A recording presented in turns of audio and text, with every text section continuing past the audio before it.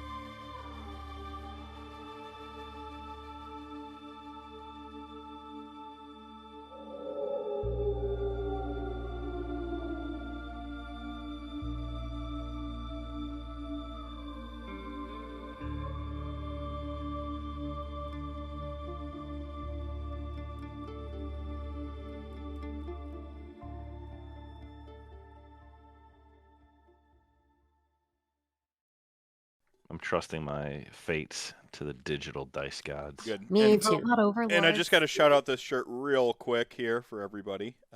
Things going on. Speaking of America ruining everything, there you go. And I'll just counter that America sickness with a keep your mask on, people, please. So this is the socially aware episode this evening, which is directly counter to the type of horrible jumping of the shark that is about to occur. So I am, of course, I am, of course, your storyteller this evening. I will be taking you through Milwaukee by Night in this, our episode, or part 9, to be determined in terms of title, because I've changed it a few times now. But it says Horizons on Twitch. It does, because it's the last song I listened to on Spotify. I've named tonight's episode in my notes, episode 9, crossed out Horizons and wrote Umbra Schmumbra. Spoken like a true Agata.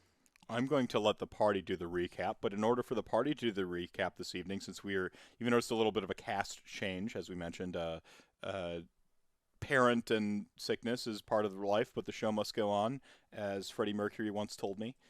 So we keep going. But I'm going to go ahead and start the party introductions with Abby. How's it going, Abby?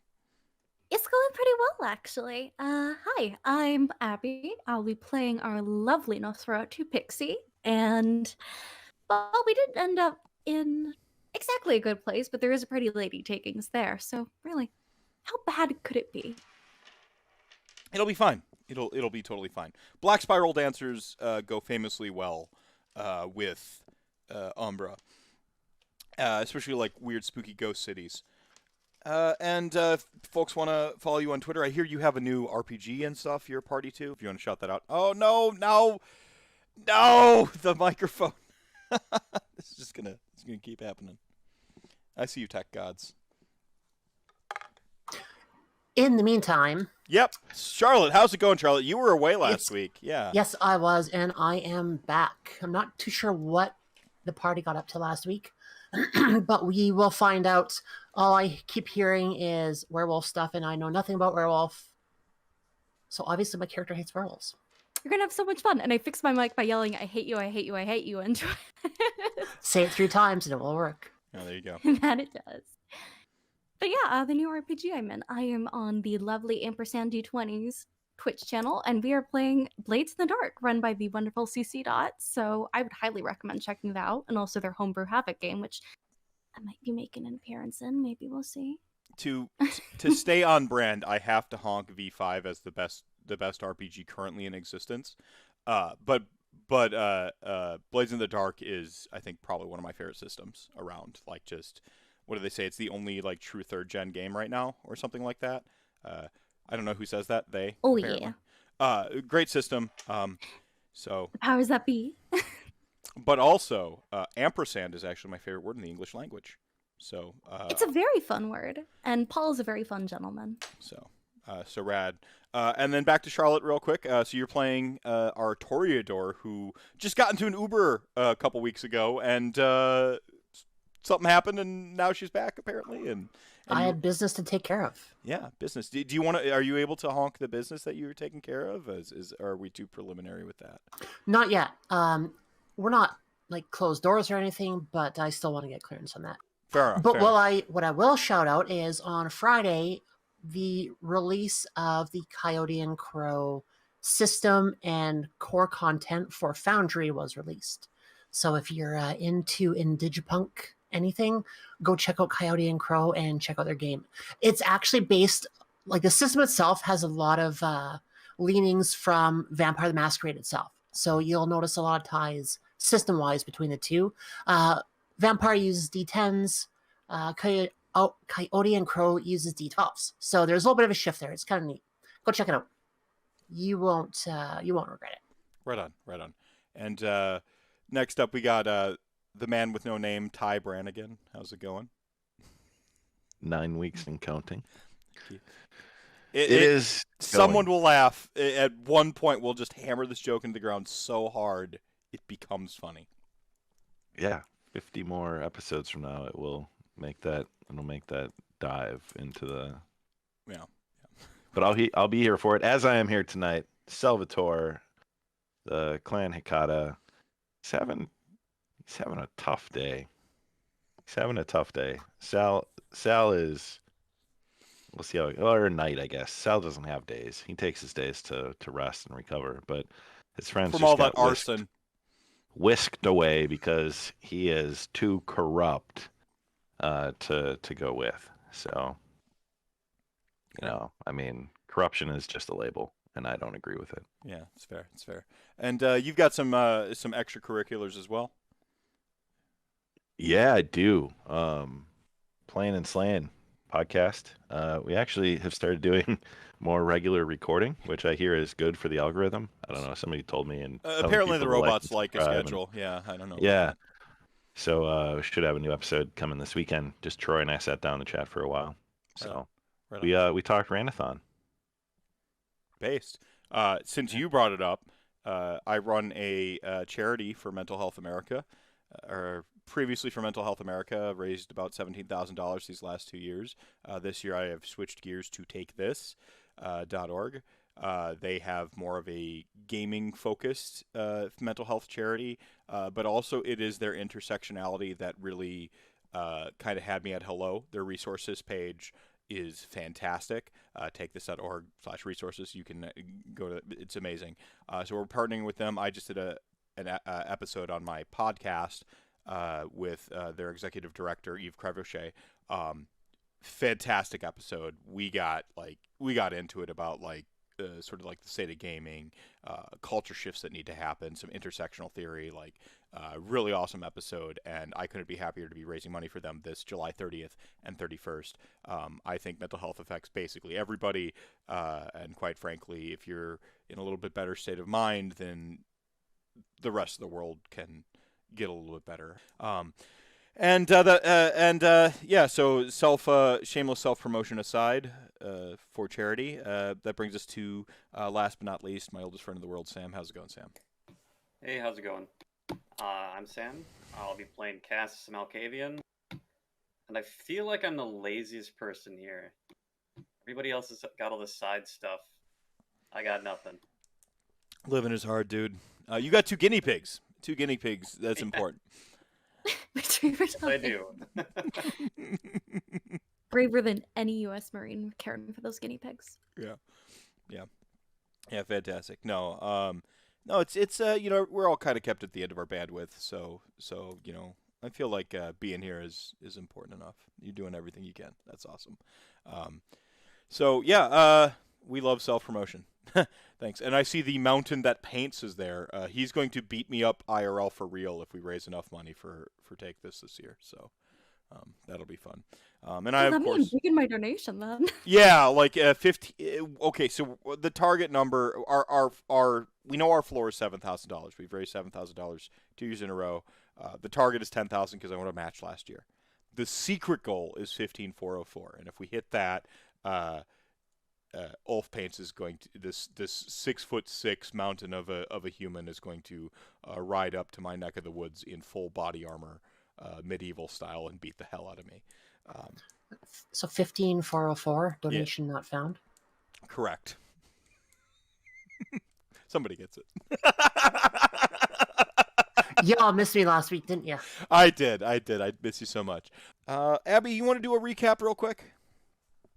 Sure thing. So, our lovely little tentative coterie, at this point we've committed. It's been 2 dates.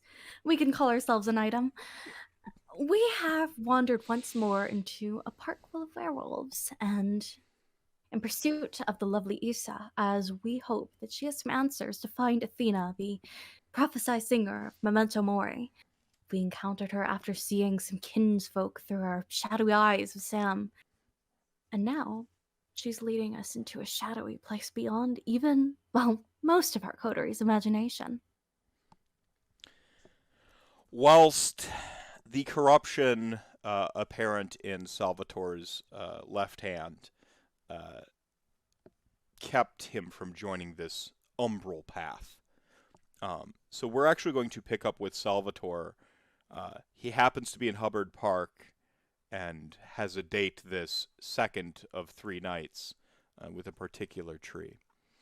Salvatore, we're actually going to cut to Salvatore having broken the final neck of the Wildkin.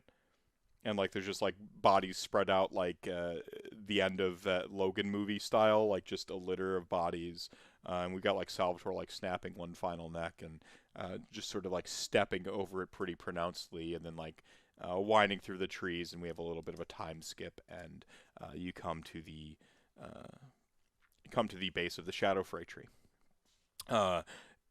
Without purposely invoking your oblivion at this point, it just sort of takes over your senses. Salvatore is seeing the tree, and like veins pumping into the earth, like arteries, you can see the root structure beneath your feet sort of pumping in step as you walk toward it.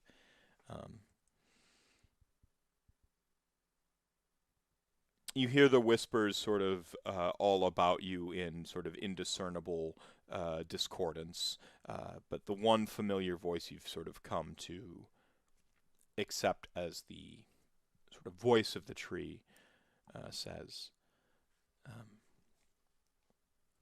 a sacrifice of loss you've returned. Outer in. And it's at this point that I'm going to allow Salvatore to roll a... Let's go with a resolve. Let's actually just go with a straight up willpower. Yes. Let's.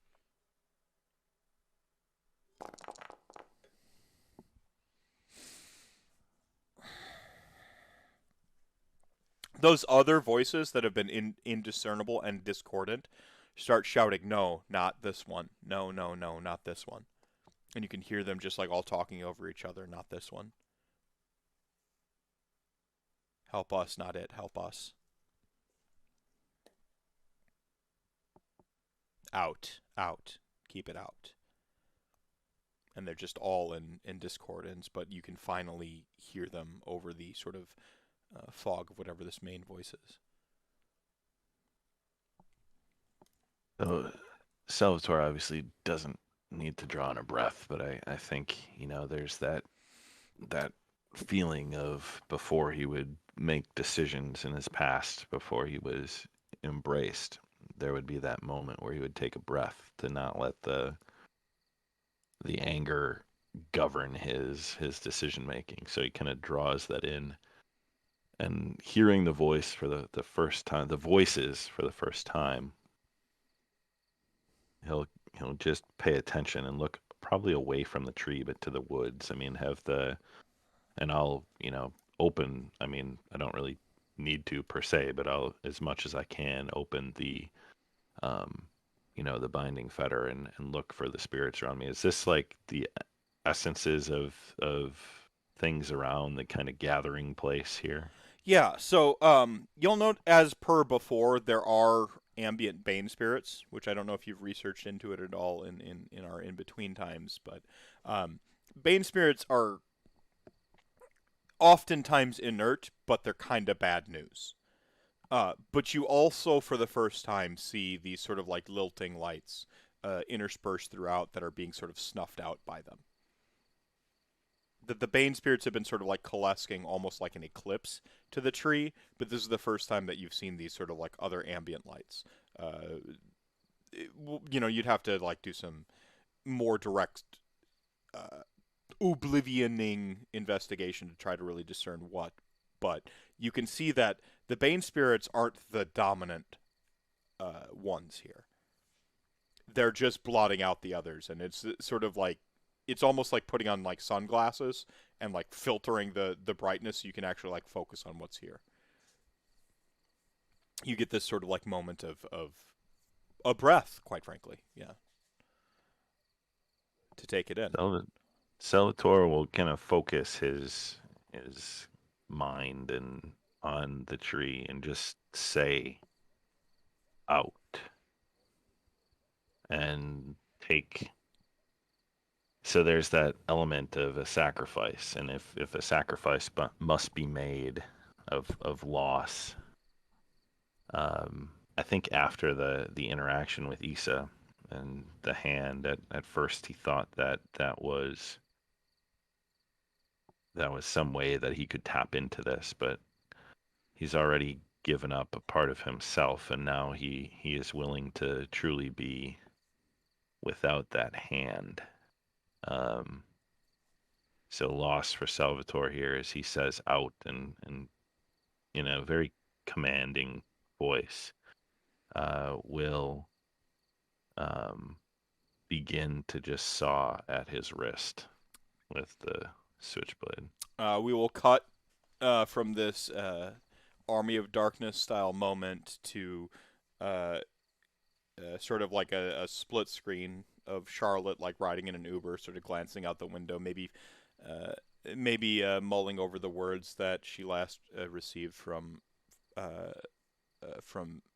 Elizabeth in the Uber, mulling over the words from Victoria that have been just nagging at her a bit, right? As we simultaneously see the party sort of in this, I guess, werewolf hug, as they're about to sort of step into the Umbra together in this sort of light blood ritual that was cast by Issa. And as that moment occurs, where Issa has sort of like pulled the party sideways, there's this cloud of dust that's sort of this fog that unfurls and almost explodes and waves outward from all of them, including Elizabeth currently in the vehicle. And the vehicle like fucking creens and like tips over, and the Uber driver's like crawling out bloody, and we don't see Elizabeth in the back. And right as like mid saw of the hand, we see similar at the tree, and then we see this just almost like cityscape pulled into this dust, and then we hear just nothing. Everything goes to gray and then to black, and then suddenly we just hear like the light slowly lowing, sort of like club beats of the 90s, like the doonts, doonts, doonts, like the real classic, start pumping in. And the coterie is once more together. Ben in a wobbly gray form, because Ben would be here as well. The coterie is once more together in a familiar though off room. Somewhat more dilapidated, not as well kept, or maybe this is that warehouse, that laundromat. Maybe it's that warehouse near that laundromat that y'all recall. I don't know, but it's some sort of club, and you can see a DJ up on a slight stage, and a crowd around you, and you see a poster hanging on the wall that says, advertises the rave, end of the Millennium Bash, 1999.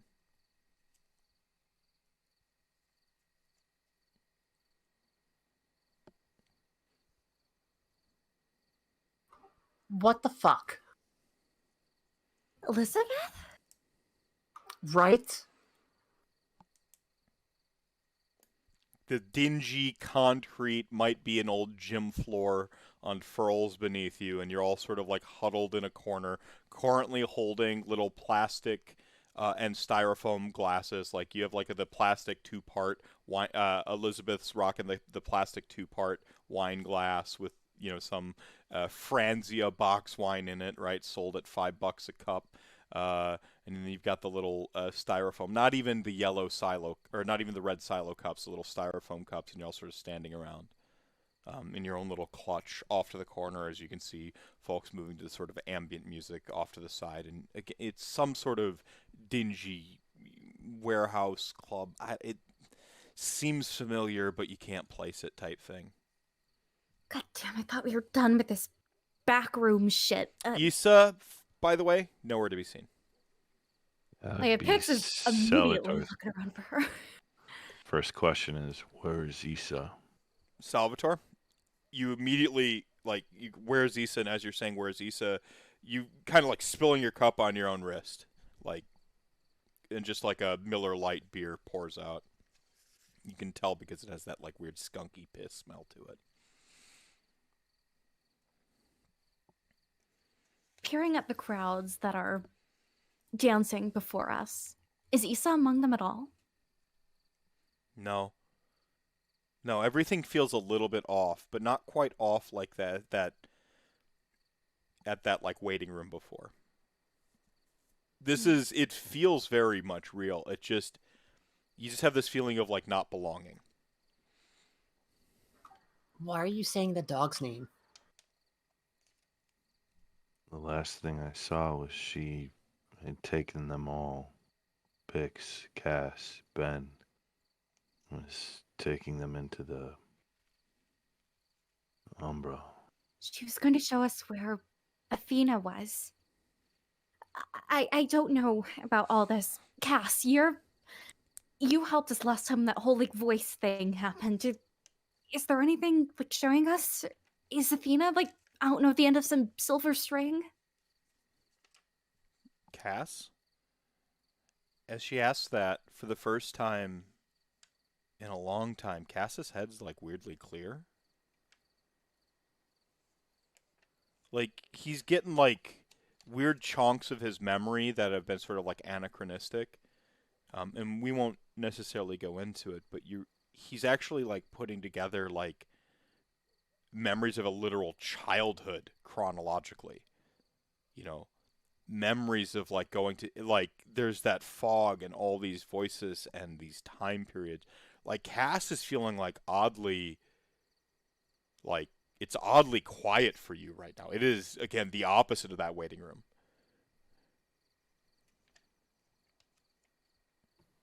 Cass is just gonna sort of like stare out at things and just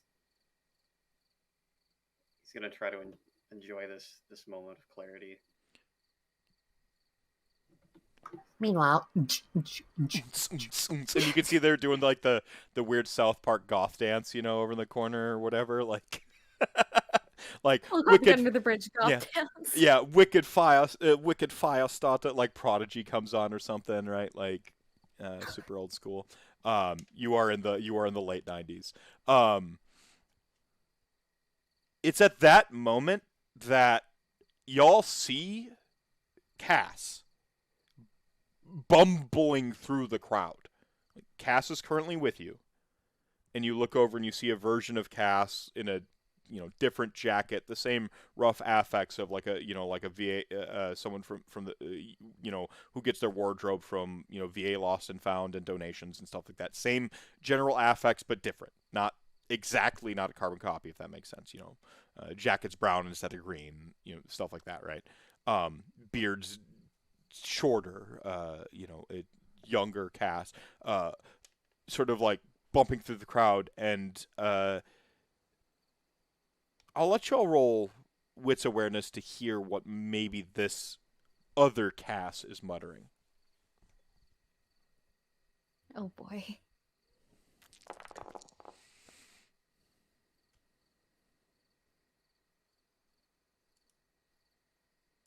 Well, I I did just use some of that XP to buy an additional awareness die. 8? I did roll 2 crits. So. Yeah, you did. Yeah, I got 6 successes. I got 3. The 3s. Here's something about, like, you don't understand. This is all wrong. You don't understand. What? Cass had 6? Yes. Cass and Pix both hear from other Cass, like, the end, it's coming. It's coming. Like, you don't understand the comet. I've seen it. And Pix, you additionally hear something extra. Oh. What do my little batty ears hear? So, you have sort of like a, like almost like a 3-dimensional like audio, right? This is humanity. Beyond this club, it's way too quiet. The sounds of the street, the sounds of cars, and all that noise isn't there. It's not that it's not that it's like scrubbed away. It's like it's quiet outside this building more than it should be. Like something is going on that's quieted the stuff outside. Not so much a void, if that makes sense. You still hear like maybe some distant crickets, and you can hear the air, wind moving and stuff like that. So it's not like a void. Again, this is not the clinic. It's just it's gotten quiet outside. You haven't heard a Harley in like 2 minutes, you know? Which is exceedingly unusual for the court of Milwaukee.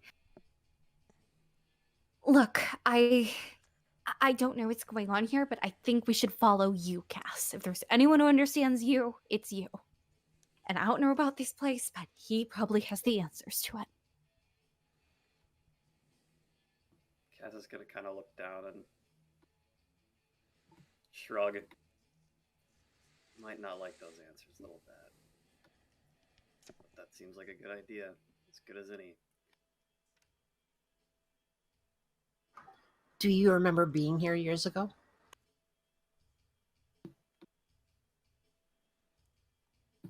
Do I? Cass probably doesn't. Yeah, with your odd clarity, Cass remembers this night. This was after you got something for someone named Jacob. You came back here, and you tried to warn everybody.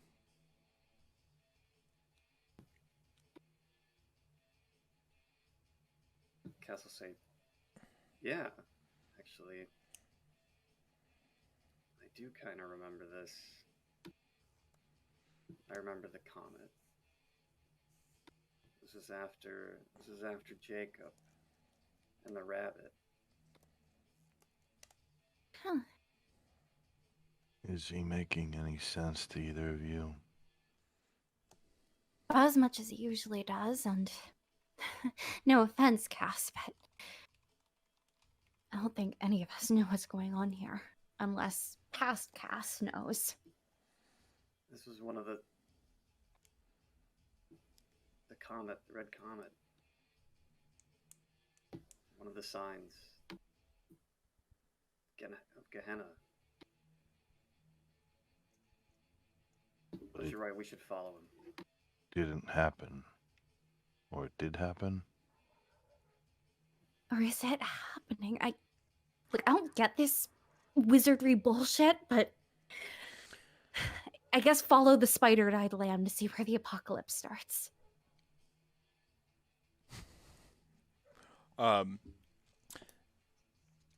You don't.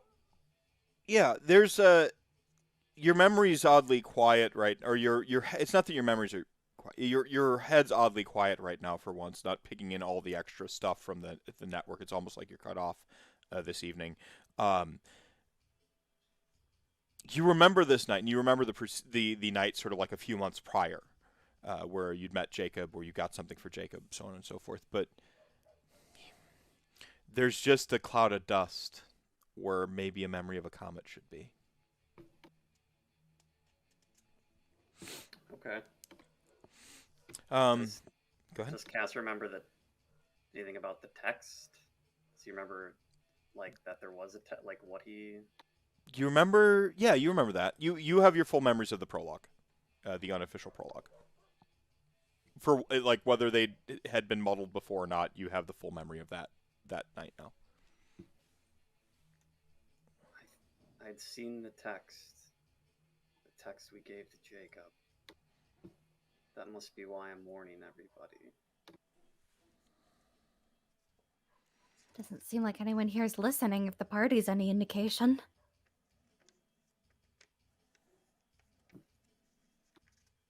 Not would- many people do a little bit. I would imagine there's a way when one of the kindred looks at a crowd where we can see if there's, blood pulsing, hearts beating, or does Sal get the sense we're in like a gathering of kindred, like an Elysium type place, or does this feel like we're amongst mortals? It feels like you're amongst mortals, but I mean, you have a direct contrast between the rave the night y'all went and the vibe here. This doesn't feel hostile, unlike that first night. It doesn't feel like the eyes are all watching you, unlike that first night. Whatever happened to turn the rave hostile, if you remember Akawa's words, Mm-hmm. Hasn't happened yet. but they're most certainly kind. You're amongst... There might be some others in there, but they could be hiding. Just but yeah, I mean you can smell that sort of iron sanguine scent of blood. You can hear their hearts pumping with the music. You can almost feel and taste their adrenaline in the air.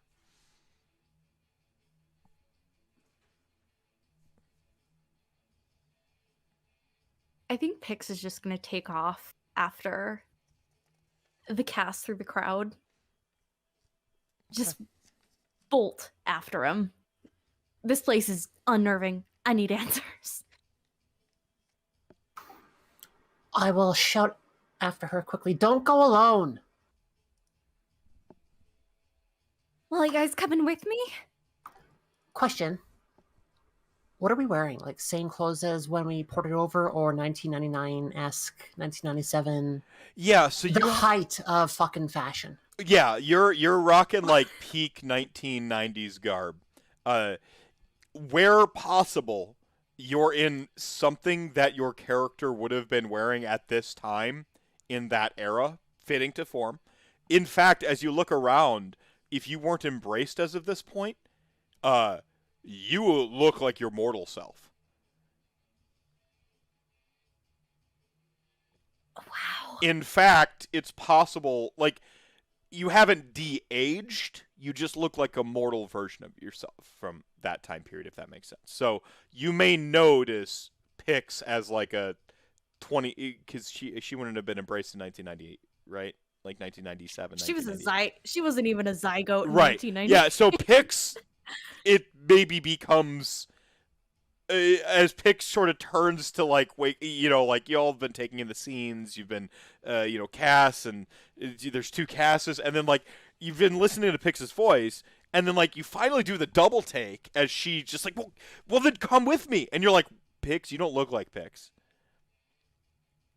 I know, like, she has this, short black hair. Just, she looks like someone, 90s straight off the rest kind of look. Like, jorts, she's got Sonny knows Res Kids wasn't formed then.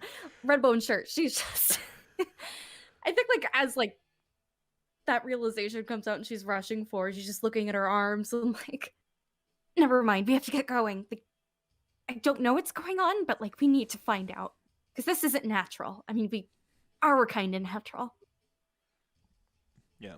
So, yeah, but y'all are in like I guess Salvatore would still be in ass suit. It's just cut a little bit different, from that time. Now he's had a little bit bigger shoulder cut to them and stuff. So, but yeah. So,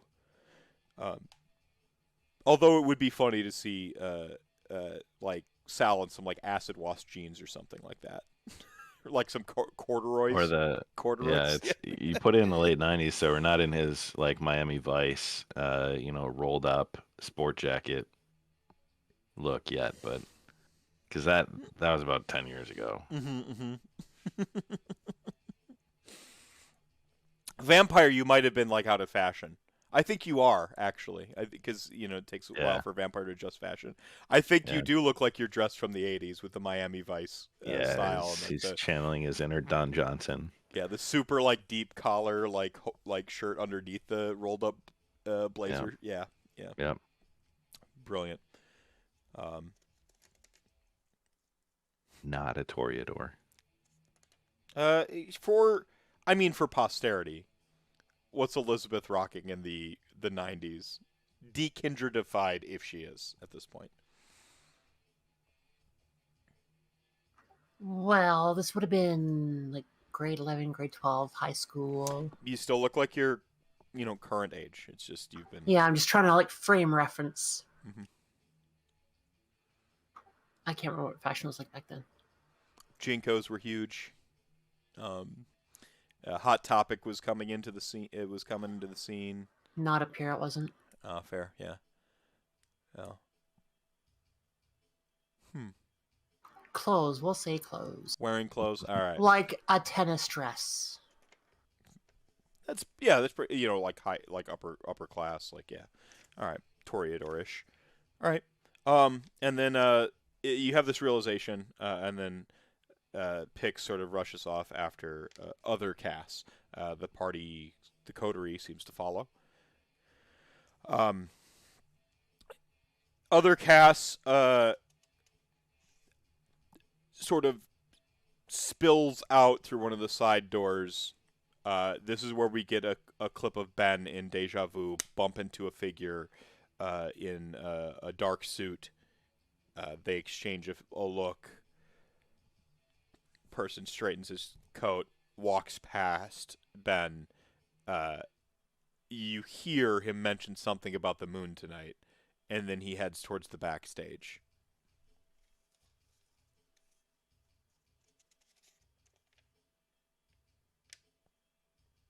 Y'all head out into the. I assume you continue to follow Cass.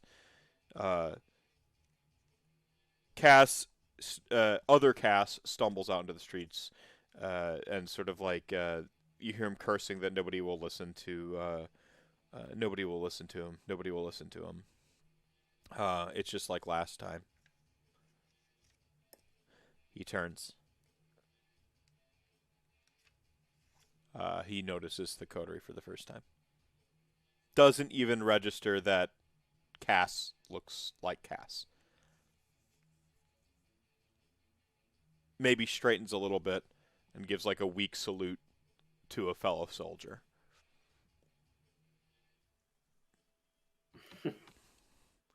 Castle salute back.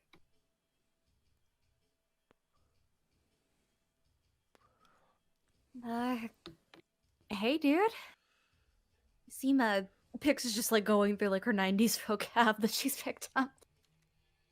Seem pretty jazzed out. Not tubular. What's going on, man? Cal leans over to Elizabeth. What did she say? I don't know. I think she has her eras a little wrong. It's okay. We'll forgive her. Comet. Don't you see it? Comet. And he looks up. Y'all see it. Burning. Bright as day. A red comet. A red-tailed comet in the sky. Well, that's just Shit, Halley's that's Comet, amazing. isn't it? Yeah, Halley's Comet or whatever, right?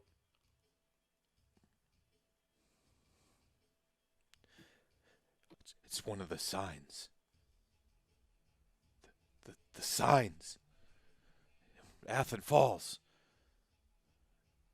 The ducks, Athena right? falls. They rise.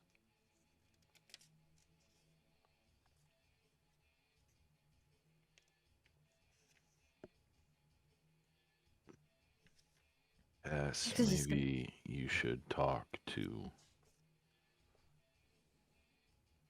your friend.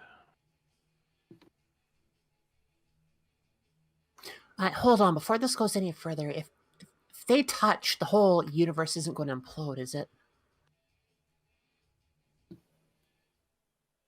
I don't think that would start Gehenna. Just kidding. Yeah, Well, let's just play on the side of caution and keep like Don't touch two him. body lengths between you two at any given time. yeah. Does he even realize that you're him? Doesn't even register. Oh, finish your sentence there, Cass. Sorry, I cut you off. Oh no, I lost what I was gonna say. No, don't worry about it. Yeah, Pix is just like nervously twiddling her fingers. She's like, so, broski, you seem really distressed about this comet. And, like, I get that. Like, you know, like, some people just don't get it. And maybe, like, my friends and I, we can help, you know, make you more, chillax.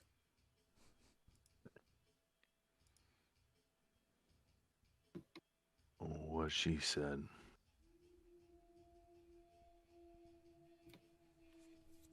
I get it. Oh, I just heard that howl. Doing some heavy lifting there. Do we in character hear those howls? You do. You hear Is that Isa? howls sort of distantly. That sort of void of sound, not void of sound, that unnatural quiet from before Pix gets filled with these sort of howls and growls distantly and sort of surrounding the area. You start to actually hear those motorcycles and stuff come back into the Harleys rev up and stuff, and Something's happening. there's sudden bustle of activity, all manner of at once Milwaukee and just chaos. To the untrained ear, they wouldn't know any better.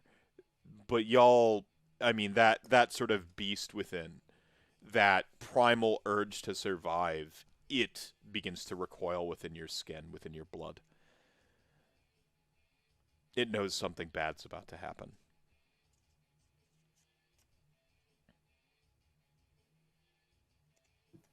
It's like when I drove that car into that wolf.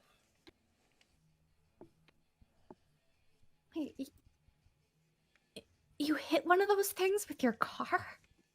It wasn't my car. God, we must be in some kind of, I don't... Look, wherever those wolves are, they might know where Issa is, or, I don't know, maybe they want to tear us apart, but whatever the hell is going on with this time continuum thing, we need to figure out what it is, and she's gonna look to past Cass. Maybe you can help us.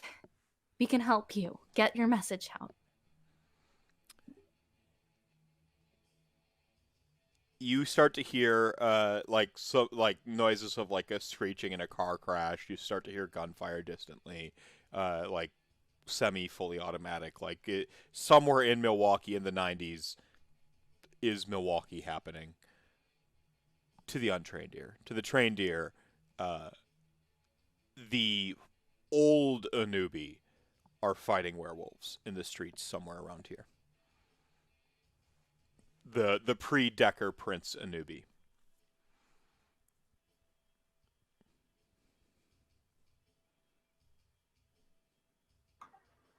I don't know what's going on, but let's bounce.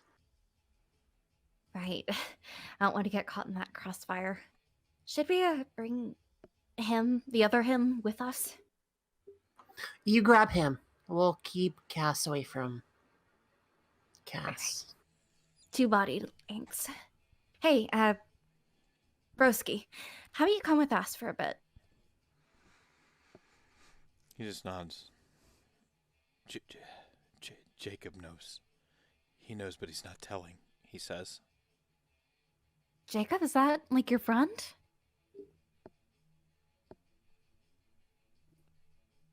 You see both Casses. Yeah, go ahead. Yeah, you call him a friend. Who is Jacob and what would he know? Everything, nothing. He plays his own game, outside of Gehenna, but it's part of it.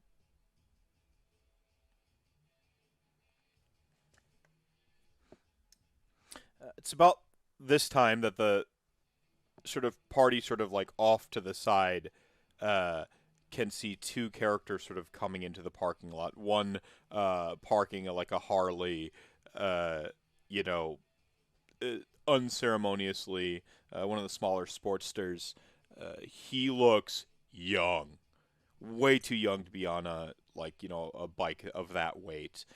He's got this sort of like dirty blonde, close cropped cut hair that even has the tips bleached as per the 90s,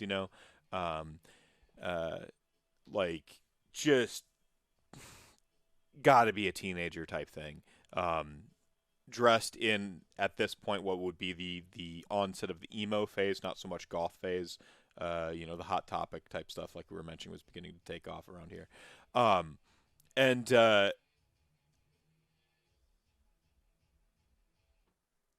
You didn't see where the other individual came from, but I think the party recognizes their sort of form almost before they even recognize the person, just the way that they carry themselves, the candor.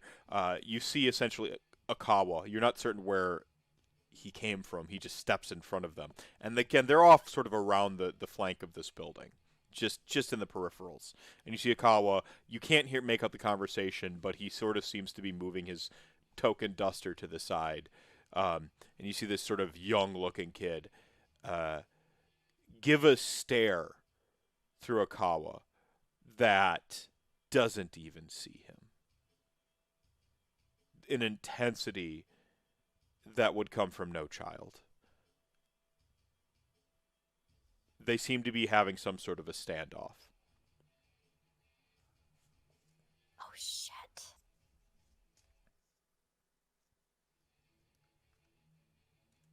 Yes, do you recognize that one? Facing Akawa. You'd have to roll a, what is it, etiquette? Intelligence etiquette or wits etiquette. It'd be intelligence because it's recall.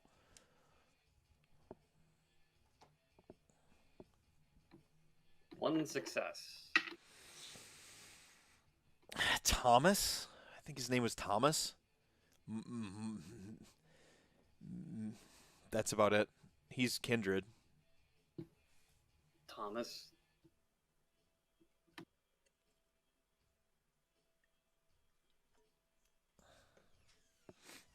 He's a little young, isn't he?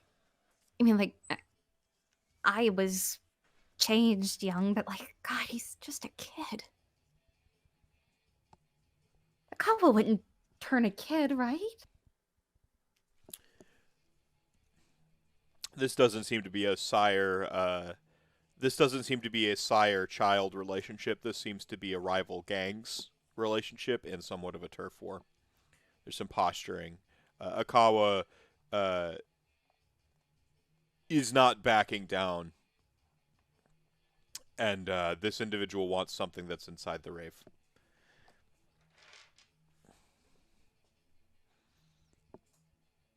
You hear... Sorry, go ahead.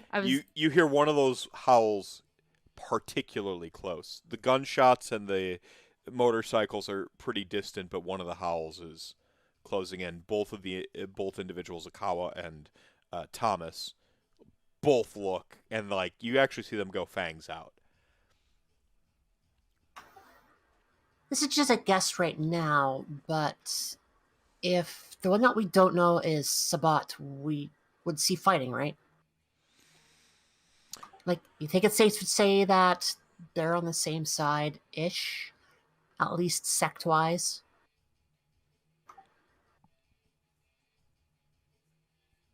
Enemy of my enemy.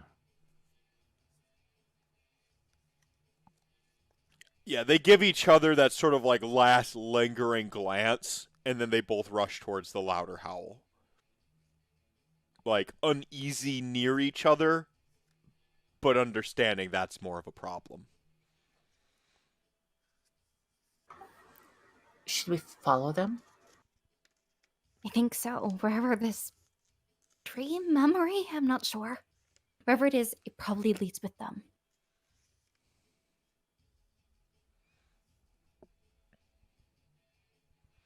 All right. You wheel around the corner. You see like a Kawa like land and slide across the ground, huge gash in his chest. Um, uh, you can see his hands have transformed into like a feral form and like the huge pronounced black claws. He's going full protean, full like masquerades are being breached currently. In other words, his eyes have gone like full feral. Like he's utilizing all of his talents. And as you turn the corner, you see a familiar black furred wolf with silver streaks, hulking on the back of a van that has collapsed under her weight, with a small pack behind her. And Thomas is currently locked with a pair of essentially like he's got like a long sword and like a classic dagger, like currently locked with Issa, with the pack surrounding, and you can see now some headlights of some motorcycles coming up over the corner from a little bit further south from where this conversation was going on initially. He's looking, and this Thomas figure, there is a fearlessness to this person that itself incites fear. This is somebody not with a death wish, but somebody that has met death and knows its first name. And he is not backing down George. from a pack. I was going with Sophie, but George, sure. Issa spoke of this moment when her and Akawa fought. Akawa's like What? basically in front of Under a y'all. different moon. Why would she show us this? Convergence. Akawa stands up and rushes back into the battles. Y'all are just like kind of gobsmacked. It's at this point that Akawa's blood brothers, Akawa's gang, shows up, that have been sort of waiting for the wolf pack to show itself, and they outflank it from behind, and you can hear gunfire like as they empty some silver rounds into the wolf pack, and the battle between Thomas and Issa escalates as she essentially like catches him by the throat, picks him up, and just hurls him into the side of a car. Just in the parking lot. Thomas is missing for the moment. Akawa runs up, and now they're locking and just taking swipes, and they're just swinging back and forth at each other. Not knowing the full reference of what's going on, I'm going to back up a little bit and try and kind of stay at the perimeter, making sure that nobody that shouldn't be seeing this sees this. Other casts in the kerfuffle. I'll allow y'all to roll wits awareness, but other casts, like in the immediate sense, is not here.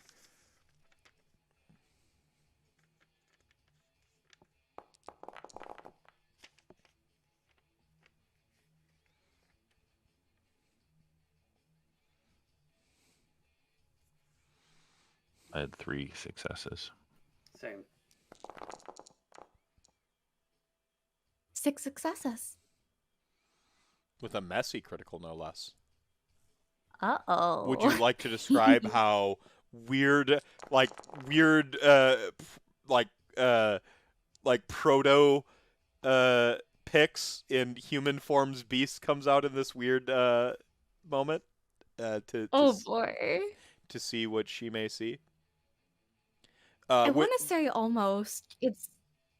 Oh, go ahead. Sorry. Well, with all the 3 successes, the last they saw of other casts was sort of like heading back towards the out, like seeing y'all get distracted by and muttering, "Not important, not important," and then heading off in the total opposite direction. At one point, giving back and giving like a, that's what the 3 successes I'll see. You can say your bit, and then I'll tell you what you saw. I'm gonna say that as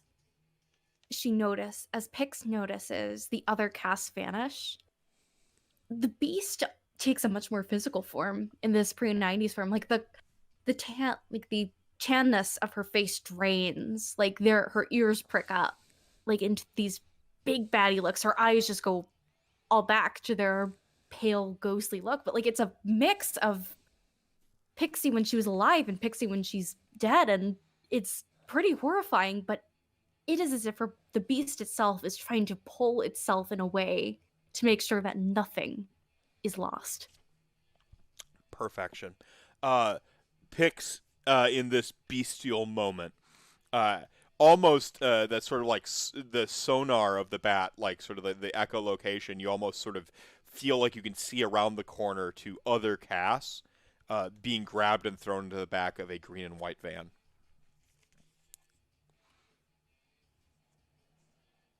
Yeah, the beast clearly taking hold. Pix is just be like, he's in danger. And just, I'm gonna say, like, start running towards the corner where he vanished. Okay.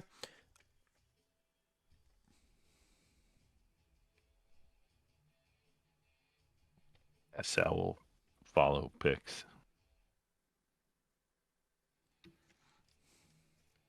Giving kind of one last look just to see if what's happening with Akawa as he then turns the corner. Oh, this is the Boondock Saint. There was a firefight moment. Like Nice. they're just this is all out. This is all out urban warfare. Like there's the Blood Brothers have shown up. They're I mean, vampires with preparation, equipment, and some skill can do some damage to a pack of werewolves.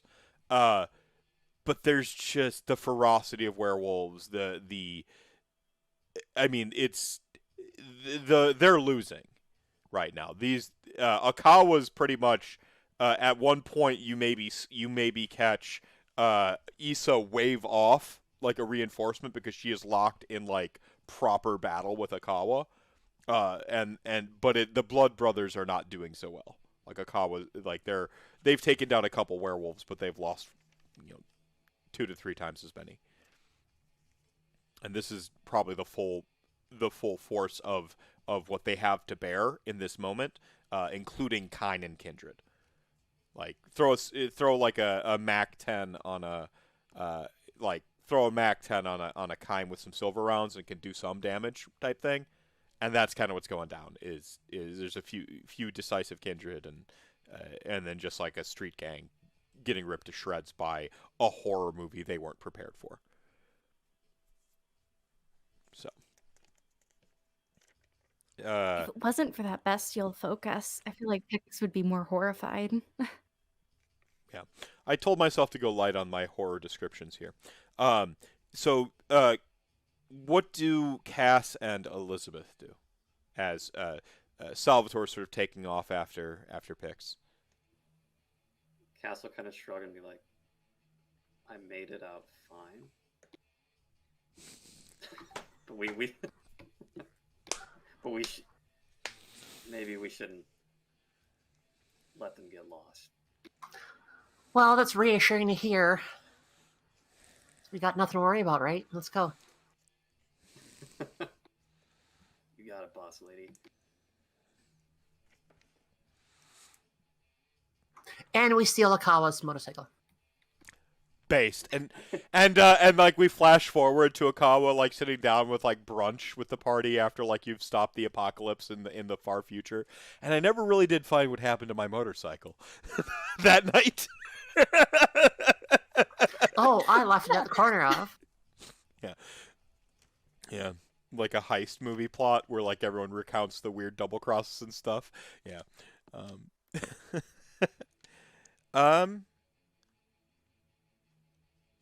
I guess I need a reset because you've had a little bit of a dialogue. Is Pick still taking after the van? Where's the party at? Oh yeah, she is. She is like full on darting, desperate, like almost like running like an animal. Okay. Are there any vehicles in the parking lot that we could I mean, let Cass? Josh is, or sorry, the Harley is still running that the boy soldier got off of.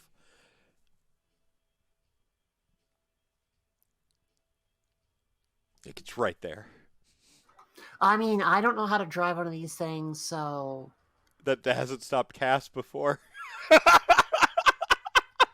You don't need to know. It's all in the reflexes. I literally have no points in drive. You're not alone, but Cass is getting on. I will. All right, so there's 2 motorbikes, right? Akawa, you don't see where Akawa came from. Akawa Oh, doesn't. right, Yeah, right, no, yes, yeah. yes. That was the joke about recounting the future was the joke, but no. Okay, well, I'm going to hop on the back of the motorcycle with Cass and say, "Can Jesus take the wheel?" Alright, let's roll. You make it sound sweet. Roll a pure dexterity or strength, your choice. But it should be dexterity. It's strength initially when you get going, but we'll go with dexterity. Just straight dex? Yeah. I feel like you can give some insights in your manner. How would you help guide? Like, no, other throttle. I think I saw this movie. How would Elizabeth help Cass in this situation? Because you're just going to be using a default attribute. I just want you to lie to me on how you use that attribute. Hold on, that didn't work. Because Cass is either going to be using dex or strength to try to get this thing going. All right, there we go. What is that? 2 successes? I got 1 on my own. All right. Cass is a little bit wobbly, and Elizabeth gives like a proper directive about like, no. I saw in a magazine once that's the throttle, and y'all are going. Y'all are taking off on this motorcycle, and you actually kind of look pretty cool doing it. You're damn right we do.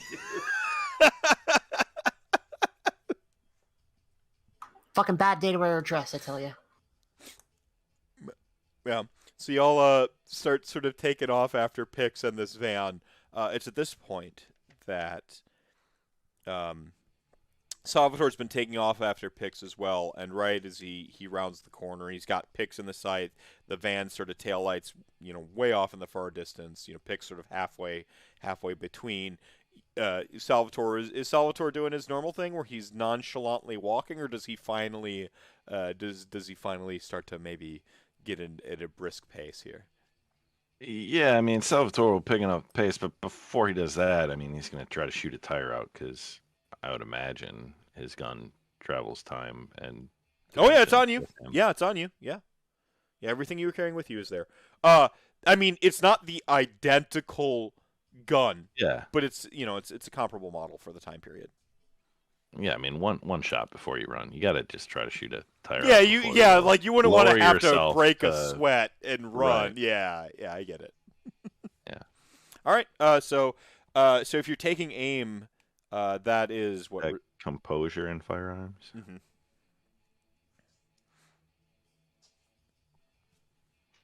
I'm gonna roll my fancy new dice. I'm gonna give this vehicle a drive skill.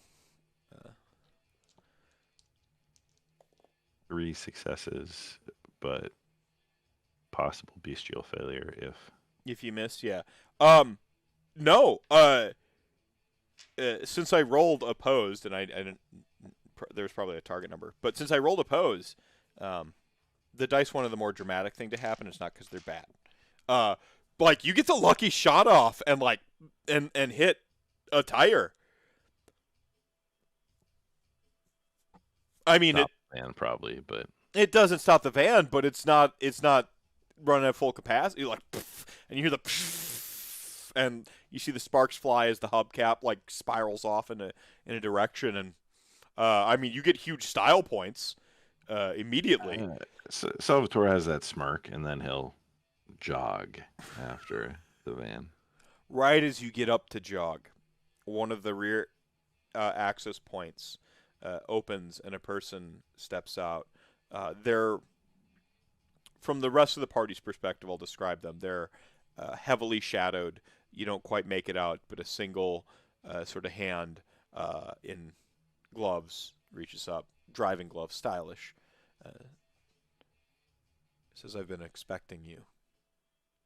We have something to talk about."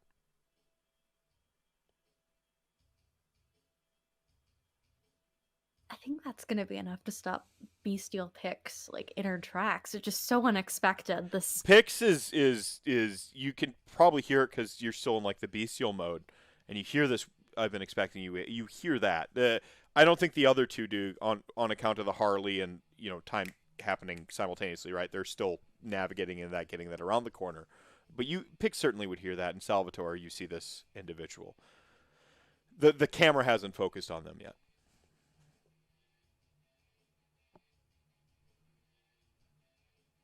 So yeah, like continue still in that hunched approach. crazy. Yeah, like she's hunched. She's like in a defensive posture. Like the clarity is finally coming to her mind. It's like how were you expecting us? We're not from this time. Not you. You can keep chasing. Just him.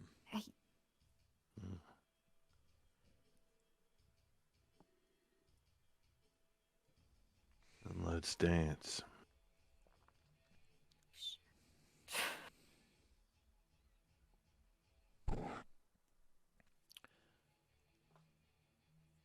Before I focus the camera, Pix, you have a decision point. Chase Van, stick with Sal. The rest of the party rounds the corner to see Pix sort of like halfway up the block, turn back looking at Sal. Sal's like gun still smoking.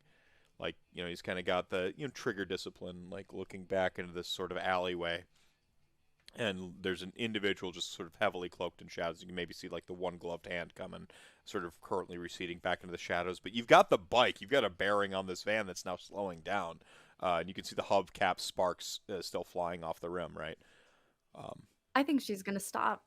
Like Okay. this is just whatever is happening now. It also matters. I mean, we have Cass now, right? But what's gonna happen to Sal?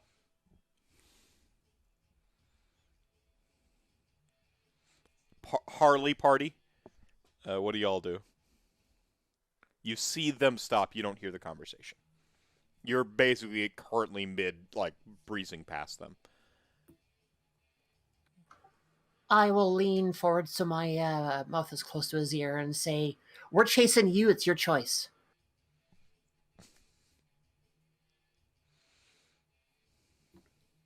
I know how that ends. Cass is gonna like skid to a stop. Dexterity plus Elizabeth's support and guiding. No, not the throttle, the brake.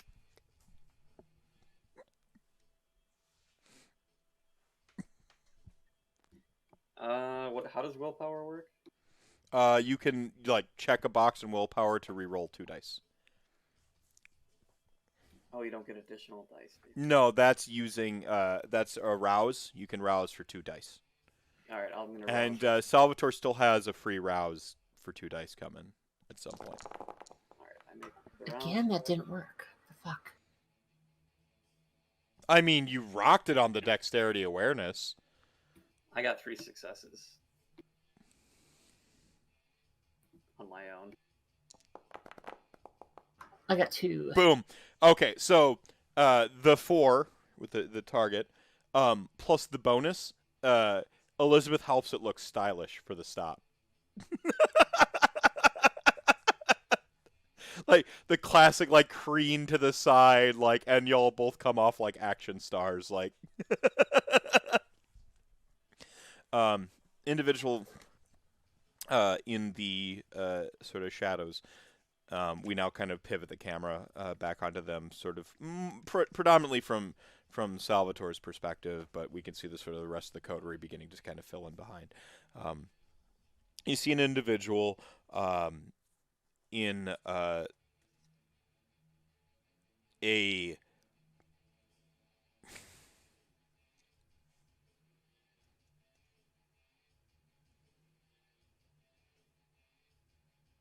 what almost look like funereal vestments,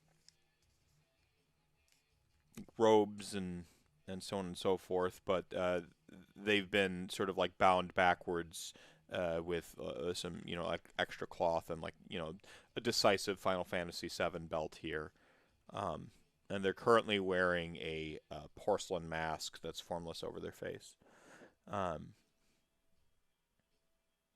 The sort of simple black leather gloves, they oh no, I don't need them. Just you are going to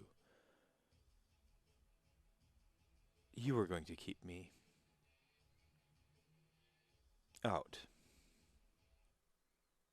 Out or in, it's you.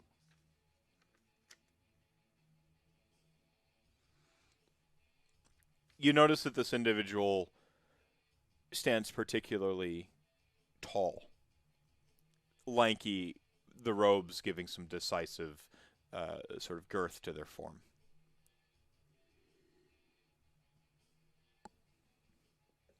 You're the one in the tree.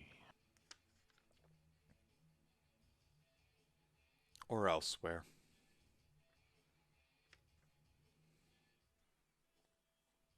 You have to let me out. Or you have to let me in.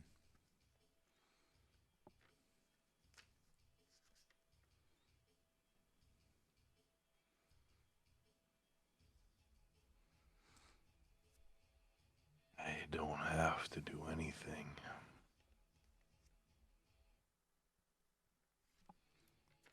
I can give you back something you don't even know you need.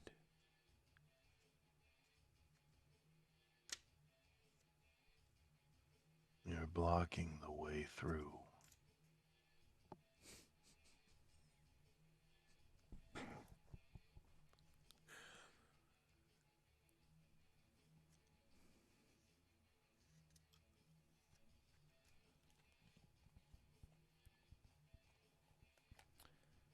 See you soon. And they're just, as if they were never there, are gone.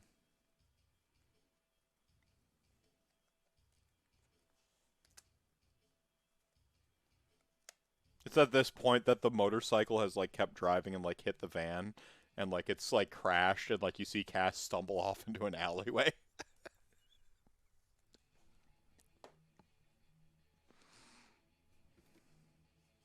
Told you it worked out.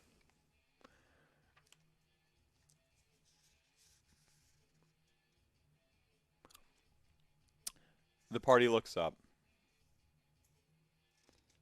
You see the red-tailed comet actually begin to lower and begin to enlarge as it sort of heads and peaks, heads down towards through the atmosphere. It's around this point that you see a handful of various individuals sort of bustling about. You actually can notice some werewolves up on the Ambassador Hotel, looking up toward it, and they're suddenly sort of backlit by red, and they change out of their forms back into their humans as the tail moves over them.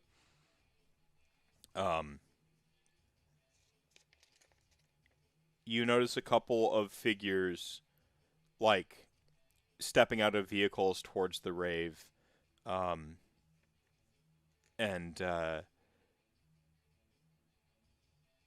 one of them, I don't know how to describe her, but she has sort of wild hair, and she's wearing a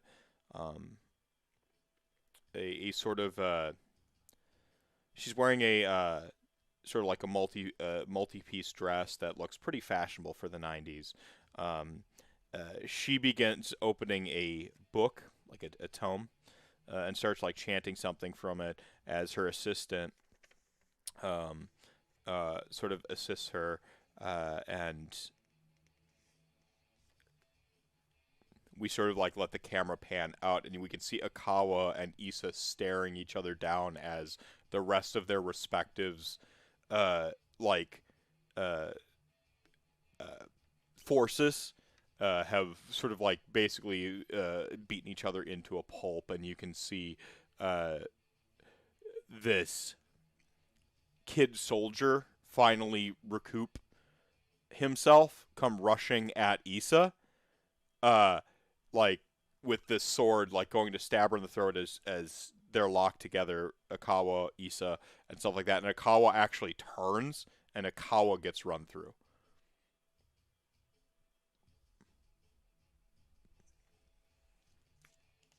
The comet crashes into Lake Michigan, and a wave of dust erupts out.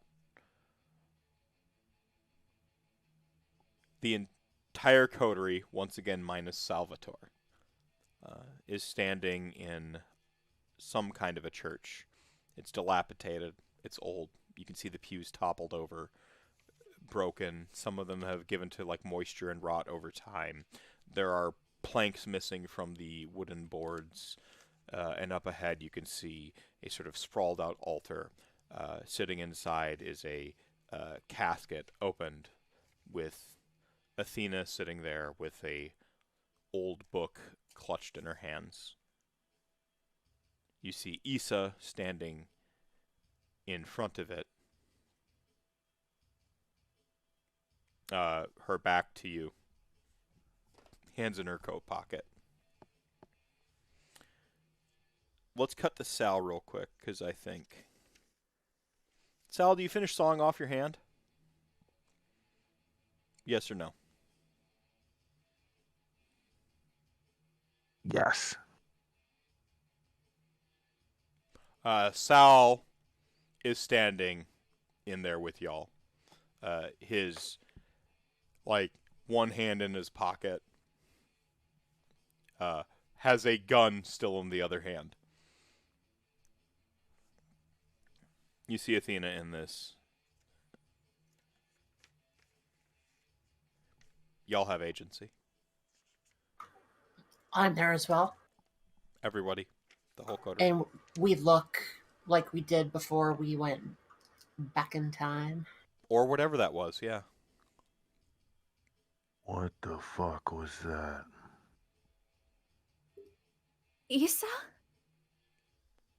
Athena. Yeah, you both kind of rush up. You see Issa, Athena in the casket. Athena's hair's bound back. She clutches the book kind of in her hands. Issa says, "We didn't know what to bury her with, and flowers didn't seem right."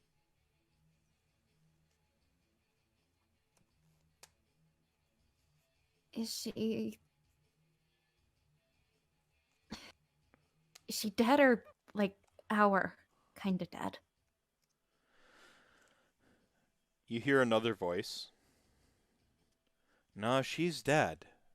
Well, and stepping out from kind of back, you see the Athena y'all saw on stage. Her hair down, no book, sort of commanding.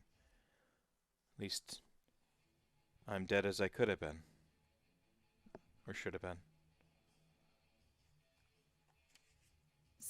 Eyes darting between like the casket and Athena, and just it's a lot to process. Like I'm just standing there with my mouth agape, just trying to piece what kind of reality that we're in. This is still happening. Is there anything physically different between the two? Apart from Aside- the hair up versus hair down, nothing. they're even wearing the same clothes. It's the night of the performance. It's the Athena you met backstage is in the casket, and the Athena you saw on stage is standing sort of like at the casket at this point with like her hand sort of on the foot of it. Do you remember us? Vaguely. What's going on? There's I guess there's more than one me. Issa, like, I didn't get it the first time either. So, like twins? I guess.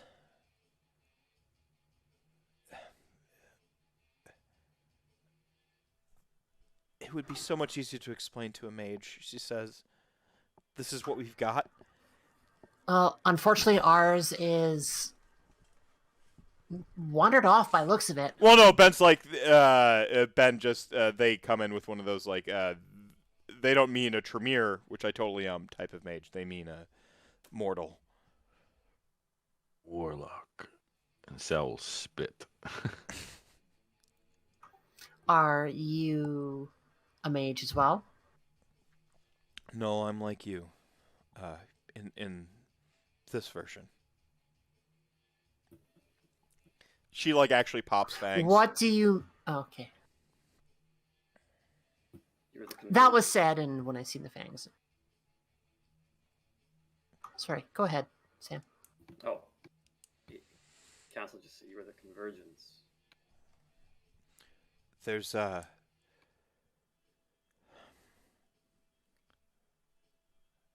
guess there's not many of us left. Whatever version. I'm not going to say I'm the last one, but it doesn't take the last of our blood to do what has to be done. It just takes enough, and she looks over.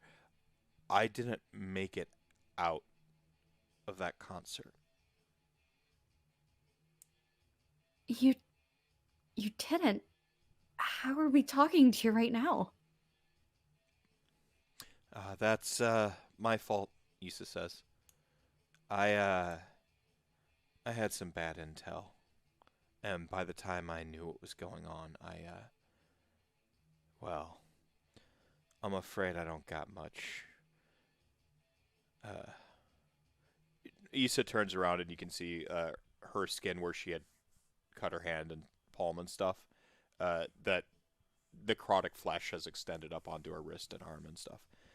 When she starts talking, I'll turn in her direction, and kind of my appearance, like my attitude will change from like open and talking to like glowering almost. Okay. Just because like I don't know anything that went on with her prior.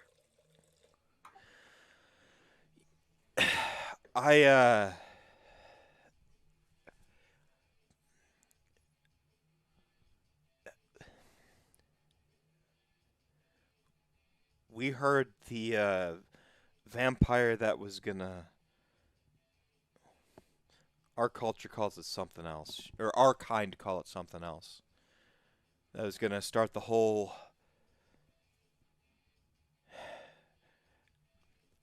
The whole Prince party like it's 1999 shebang. Was one of your kind.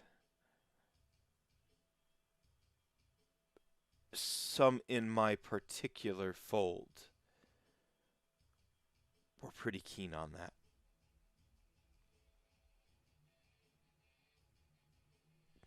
On it kicking off. She nods.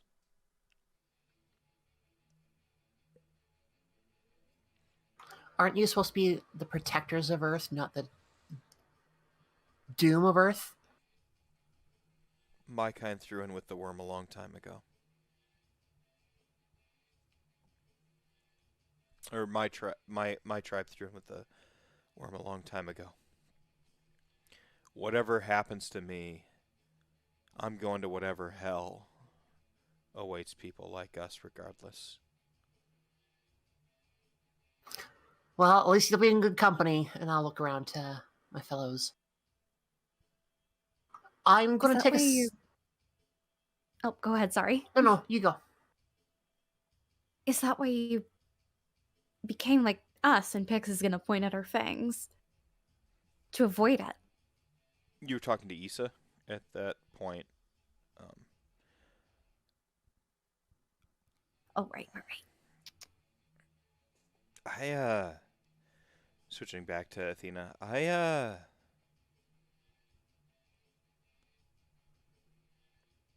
don't know how to explain that. There was an overlap. I had an interview with people. I'm sorry I don't recognize you.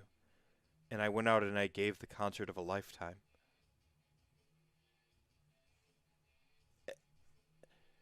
And then I was staring myself, feeling myself die again.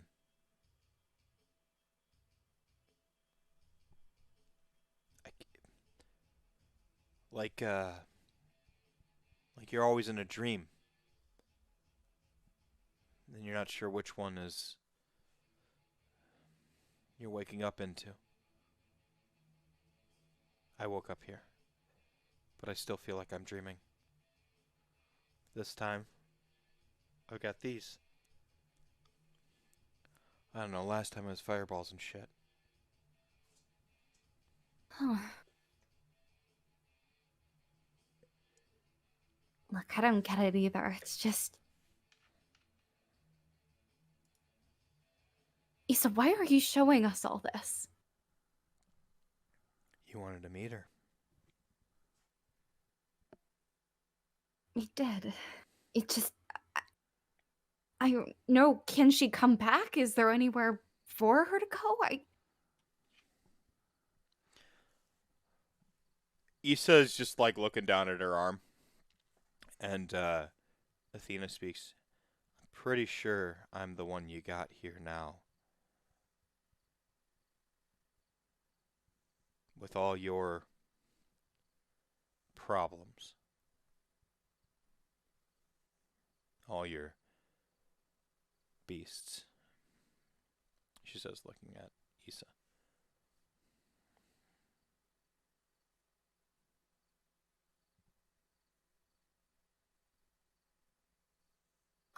I haven't started to process all this. Oh my god. Can you explain that in language that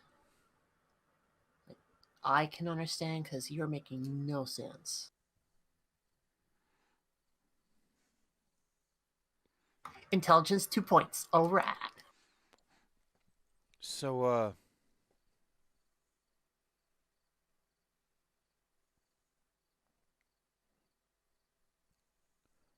do you have a favorite band?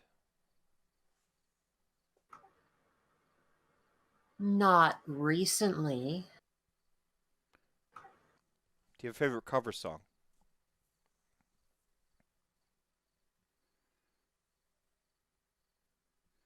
Did you ever confuse who sang it first? Whiskey in the Jar, Thin Lizzy. That's what comes to mind when I think of Whiskey in the Jar. Some people think Metallica, others think the Dubliners. Like, it's a song that actually comes from 18th century, based on the legend of a famous highway robber. Whether they were Scots or Irish is up to debate to this day, but they were championed by some Irish folk songs for robbing, in particular, Englishmen. It turns out that that robber, by the way, probably robbed everybody, but it didn't stop the myth from persisting. So you have a myth, becomes a song, becomes a cover, makes someone famous. Who's responsible for the song? I don't know, but all of that equals up to me, a person who makes money off of playing covers of songs from artists that were based upon traditional music. Remove the money from it. That you know it. That you know it exists now. Who do you credit? Yes. All of them. I don't know if I'm the cover or the song or the legend. I can't answer that for you. But each of them have their own place and their own value. One's not lesser because it came later. They're all equal parts of the same whole. That's the hope. All I know is if I die, something really bad happens. Something really bad's already happened, and she stares over at herself. All right, so then what do we do? Stake you and put you at the bottom of the lake? If you're staked, you're not dead. If no one knows you're there, you can't die. Issa looks over at Cass. Did you see where the comet fell?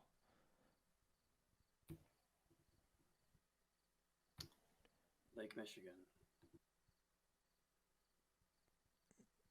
And I bet you Akawa has some thoughts on that.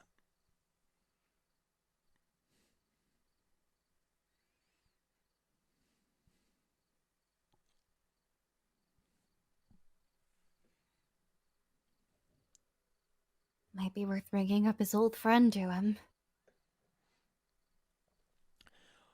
What I'm implying is that it's not the only thing down there.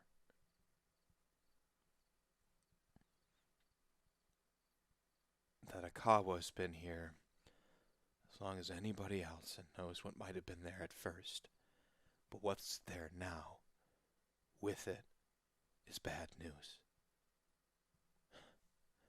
Like Three Stooges trying to get through a doorway. The vilest shit of our Earth and whatever Earth spat that shit to our planet are both right here, right off our shores. I feel it every day. And she holds up her hand and you can see the necrotic flesh. I'm not connected to her anymore. To Gaia. That was the choice I made a while ago. That's why I'm cursed to still be here. That's why I've seen death from angles your kind can't even know.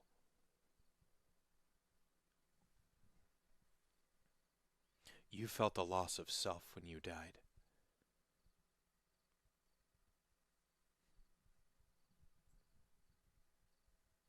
I felt everything else leave me.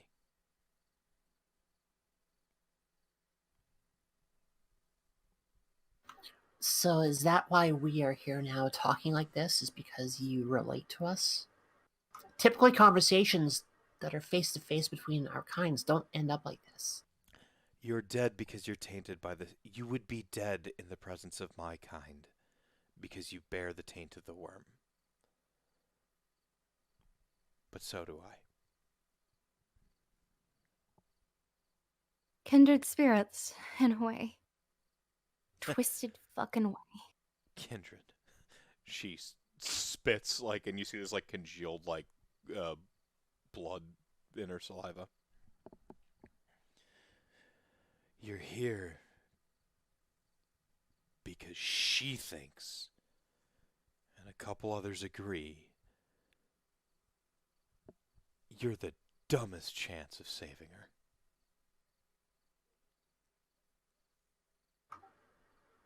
Oh, we're honored.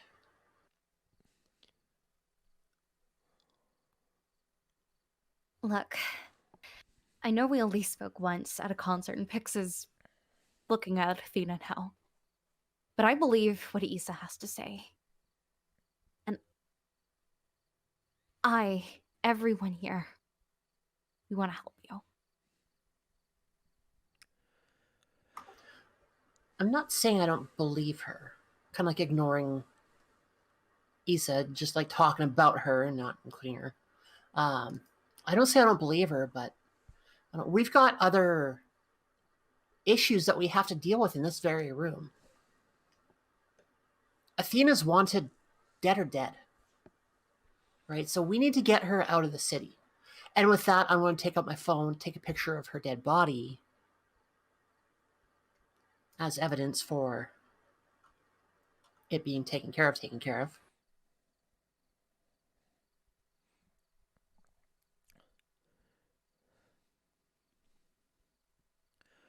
Athena says.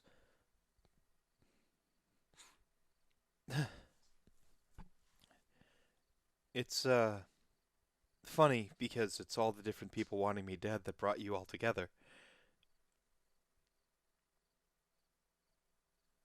For the record, if you were still alive, I was going to try and get rid of the city, for what it's worth. No, I hope that my corpse is of some value, she says, staring at the camera. I mean, at least you'll leave a pretty one. I always look better with my hair down. It's wrong though, she says, staring back in the corpse. I mean, you're looking at yourself dead. No, my None of favorite. us can say that. It's not my favorite book.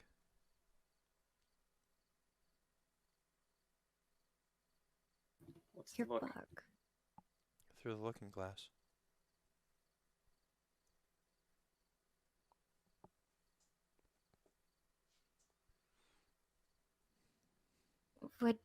Would you like us to leave that with you? Your No, actual favorite book. no, it might have been hers. I don't know. Might have been ours. She like grabs her foreheads. Wait, no, I remember now. Nails! Nails! She says, looking up. Did he... He says, just like kind of... He wasn't part of the plan, she says, looking off to the side. The old timer's sleepy. I made sure he's safe. I remember him now, she says. Huh. Oh no. I remember him now, she says. And she kind of like slinks down where she was standing. Really, he's... Like Cass said, he's in torpor, but he's still, here.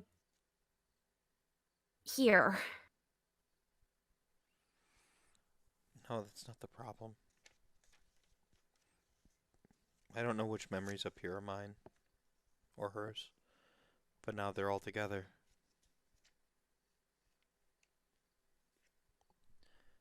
I guess, I feel like you want some sort of, call to action, some sort of rah, we figured it out moment, and I'm afraid I'm just...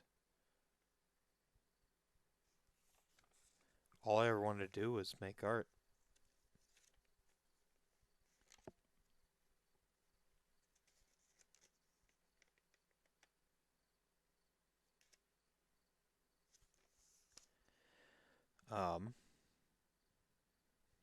We can go ahead and end it there if y'all want. Yeah. I feel like that just feels so thematic. I could see the credits rolling.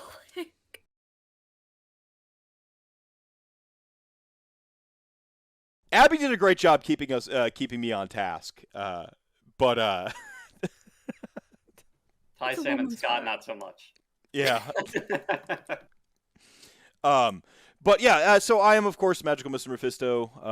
I don't know, the most dangerous man in Age of Sigmar is my usual moniker. You can't give yourself a moniker for things, so maybe we'll do like an audience participation poll to see what my moniker for the introduction should be. But speaking of audience participation polls, we still haven't named this adorable critter behind you, Abby.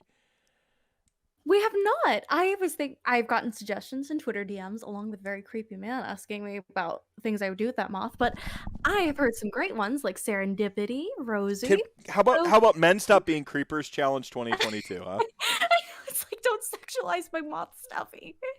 Gross. Yeah, so you had some suggestions about the moth.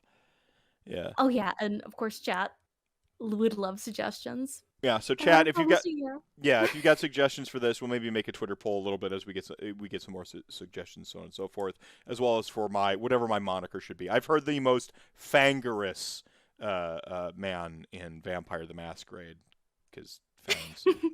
That's the only suggestion I've gotten so far.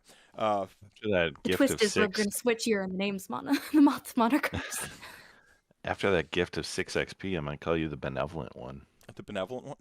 Don't spread that rumor. Don't spread that rumor. Don't Spread.